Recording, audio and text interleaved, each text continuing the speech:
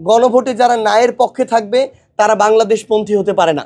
আমরা স্পষ্ট করে বলতে চাই, আগামীর বাংলাদেশ এর করাপ্টেড সিস্টেমগুলো সংস্কারের বিপক্ষে যারা থাকবে, যাদের গণভোটে যারা ন্যায়ের পক্ষে থাকবে তারা বাংলাদেশপন্থী হতে পারে না। আগামীতে এনসিপি তাদের সাথে একসাথে পথ চলতে পারে যারা আগামীতে সংস্কারের পক্ষে থাকবে, গণভোটের পক্ষে থাকবে এবং বিচারিক প্রক্রিয়া বাস্তবায়নের পক্ষে থাকবে। সেই জায়গায় আমরা অন্তর্বর্তীকালীন সরকারের কাছে চাইব, তাদের এই নির্বাচনে যদি একটা লেভেল প্লেইং ফিল্ড তারা নিশ্চিত করতে চায় এবং ফেব্রুয়ারিতে নির্বাচন নিশ্চিত করতে চায়, বাংলাদেশের প্রশাসনকে, আইন শৃঙ্খলা রক্ষাকারী বাহিনীকে এবং নির্বাচন সংশ্লিষ্ট যারা বিভিন্ন অফিসার রয়েছেন, যারা এজেন্ট রয়েছেন কিংবা প্রিজাইডিং অফিসার রয়েছেন, এই সংশ্লিষ্ট প্রত্যেকটা ব্যক্তির নিরপেক্ষতা নিশ্চিত করতে হবে।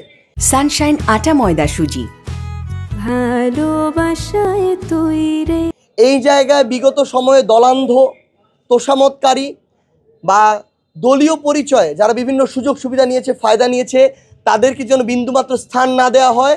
আমরা মনে করি যে আগামীতে যদি অন্তর্বর্তীকালীন সরকার এবং সকল রাজনৈতিক দলগুলো একসাথে প্রশাসনকে সহযোগিতা করে এবং প্রশাসনও তাদের পেশাদারিত্ব বজায় রাখে, তাহলে ইনশাআল্লাহ আগামী ফেব্রুয়ারিতে বাংলাদেশ ইতিহাসের সবচেয়ে সুষ্ঠু এবং নিরপেক্ষ একটি গণতান্ত্রিক প্রক্রিয়া নির্বাচন পেতে যাচ্ছে।